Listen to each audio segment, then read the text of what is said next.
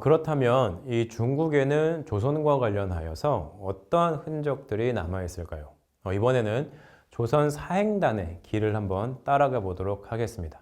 2014년에 주 선양 대한민국 총영사관은 이 한국과 중국 두 나라의 협력 증진과 그리고 우호 관계 증진을 위해서 이 조선시대에 활발하게 이루어졌던 사행단이라고 하는 교류를 테마로 해서 제1회 사행단 문화축제를 개최하였는데요. 이 행사는 두 나라의 사행단 전문가와 그리고 학자들이 참여한 국제학술 대회를 비롯해서 음악 공연, 그리고 사행단 교류의 기록 전시 이런 것들로 이루어졌었고요. 그리고 사람들로부터 많은 호평을 받을 수 있었습니다. 그리고 이듬해 개막한 제2회 문화축제의 경우에는 이 두 나라의 중앙정부가 후원하는 행사로 격상이 되면서 이 행사의 규모가 커졌을 뿐만 아니라 이 참가자들이 직접 이 조선 사신이 다녔던 길을 답사하는 이런 다양한 행사가 추가되기도 하였습니다. 자, 조선시대 사행단과 관련한 행사는 그 뒤로도 계속되었는데요.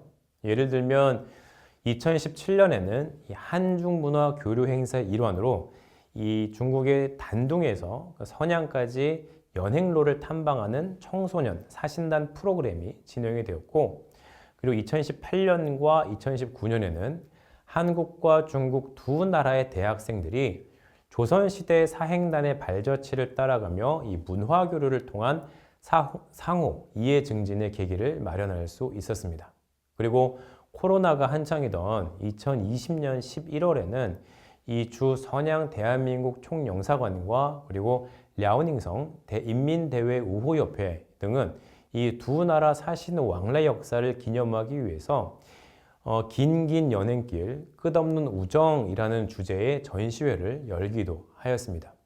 이처럼 조선시대 사행단의 역사적 유산은 오늘날 한국과 중국 두 나라의 우호 관계에 깊은 울림을 주고 있을 뿐만 아니라 이 두 나라 문화 교류에 중요한 가교 역할을 하고 있습니다.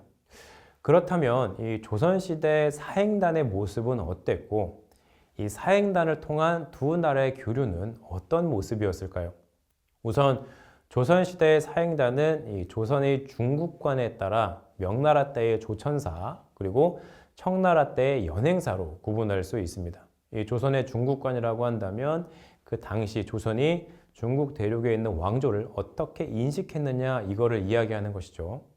자, 먼저 조선은 명나라를 중국의 정통 왕조라고 인식하였기 때문에 자발적으로 사대 관계를 맺었고 또 신하의 입장에서 천자의 나라인 명나라로 가는 것이기 때문에 조천사라고 이름하였습니다. 반면 청나라는 오랑캐가 세운 이민족의 나라로서 조선은 어쩔 수 없이 사대 관계를 맺었을 뿐 자발적으로 행한 사대가 아니었기 때문에 청나라 때의 사행단은 단지 청나라의 수도인 연경을 간다고 인식하였고 그렇기 때문에 연행사라고 지칭했던 것입니다.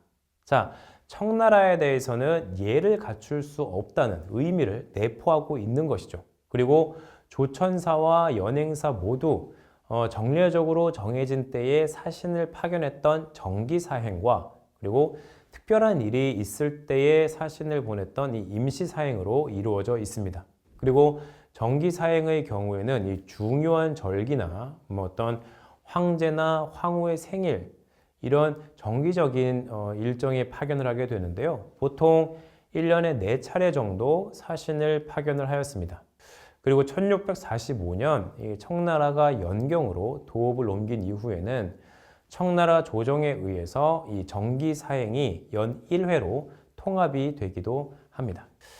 자, 이처럼 조선은 사행단 파견을 통해서 명나라 그리고 청나라와 정치 외교적인 관계를 유지할 수 있었고 이런 정치 외교적 관계의 유지는 사행단 파견의 가장 기본적이고 중요한 목적이었습니다.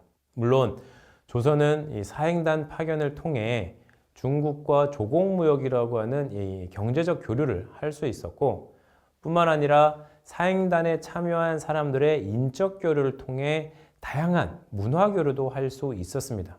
이 외에도 이 사행은 당시의 국제 정세 등 어떤 국가적으로 필요한 여러 가지 정보를 수집할 수 있는 그런 중요한 통로의 역할을 하기도 하였습니다.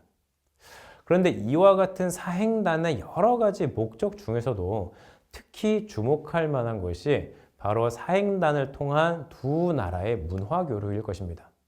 당시 조선의 사행단은 명나라 때의 경우에는 40일, 그리고 청나라 때의 경우에는 보통 60일까지 그 수도에서 체류할 수 있었는데요.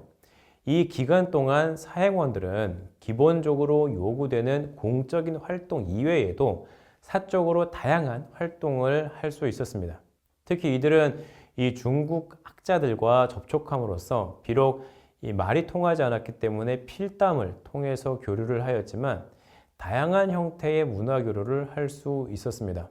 무엇보다 이들은 중국 지식인들과의 교류를 통해 견문을 넓힐 수 있었고 대표적인 북학파 실학자인 담원 홍대용의 경우에는 연경에 머물렀던 62일의 기간 중에 33일을 청나라의 지식인들과 교류하는 데 보냈다고 하니 이 청나라 지식인들과 조선 사신들의 교류가 얼마나 활발했었는지를 알 수 있습니다.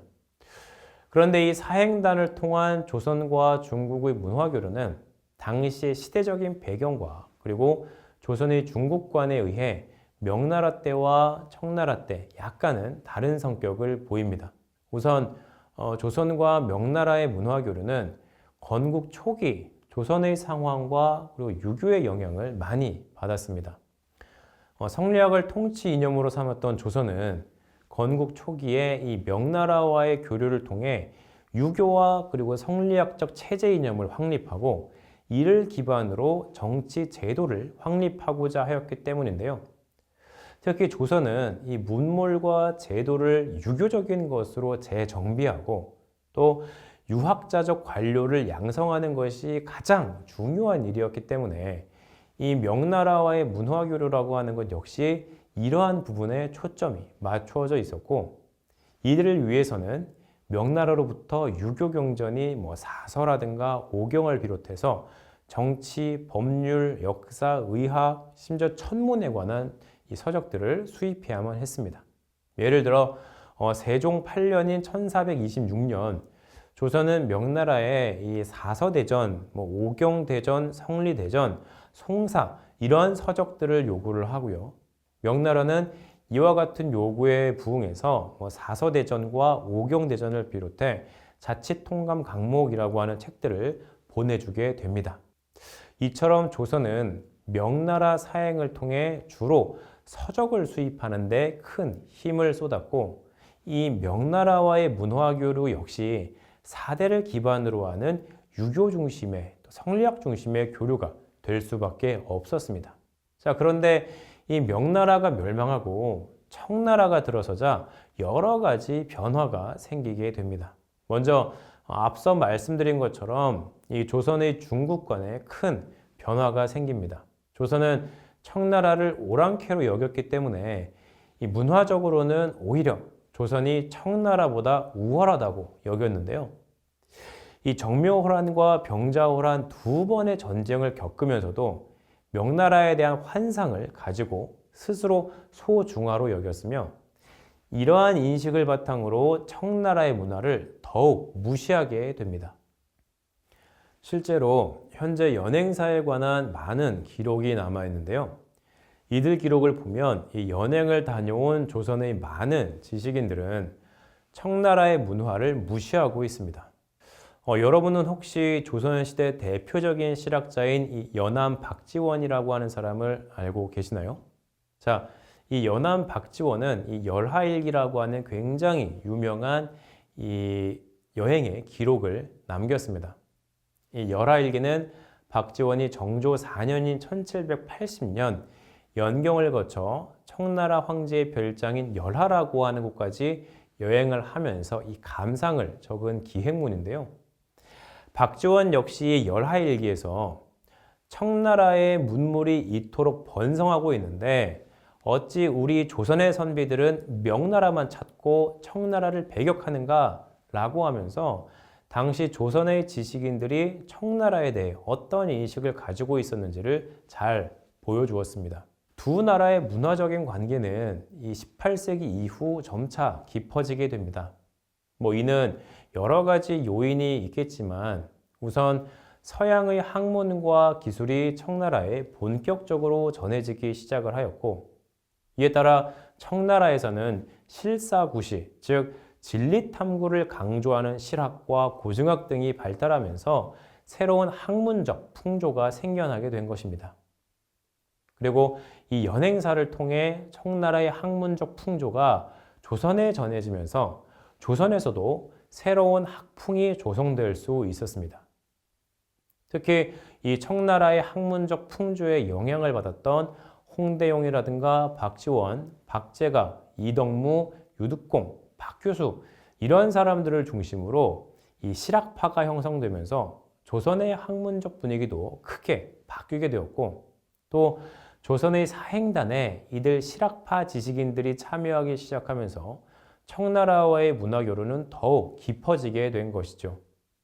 그리고 앞서 잠시 언급했지만 이 홍대용은 연경에 머물렀던 기간 중 절반 정도를 청나라 지식인과 교류하는 데 사용하였고, 홍대용 외에도 박지원이라든가 박교수, 박제가 등의 실학파 지식인들은 이 연행사로 청나라에 머무는 동안 많은 청나라 지식인들과 교류하면서 우정을 쌓을 수 있었습니다.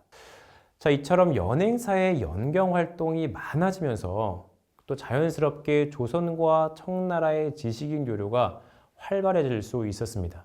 자, 이들이 주로 만났던 곳은 이 외교를 위한 공식적인 장소로서 이 조선사관이라고 하는 곳 외에 아까 말씀드린 유리창이라는 곳이 있었는데요.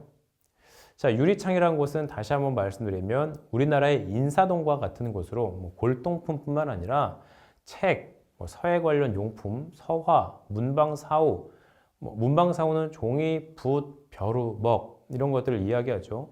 이런 것들의 집산지로서 이 조선의 선비들이라고 한다면 한 번쯤은 가보고 싶어 했던 그런 곳입니다. 그렇기 때문에 연행사에 참여한 지식인들은 꼭 유리창을 방문하였고, 자연스럽게 이 유리창을 중심으로 청나라 지식인들과의 교류가 형성될 수 있었던 것입니다. 그리고 18세기 후반이 되면 두 나라 지식인들의 교류는 이 연행사의 일상적인 풍경이 되었는데요. 자, 뒤에 이야기할 이 추사 김정희의 세한도라고 하는 작품이 있습니다. 이 세한도는 당시 활발했던 조선과 청나라 지식인 교류의 양상을 잘 보여주는 그런 작품입니다. 이처럼 조선과 중국의 문화 교류는 시기별로 명나라 때와 그리고 청나라 때 각각 다른 양상을 보였고, 특히 이 18세기 이후 여러 가지 대내외적 상황이 바뀌면서 조선의 지식인들은 이 사행단을 통해 청나라의 지식인들과 깊은 교류를 할 수 있었습니다. 그렇기 때문에 조선의 사행길은 곧 문화교류의 길이었다라고 할 수 있습니다.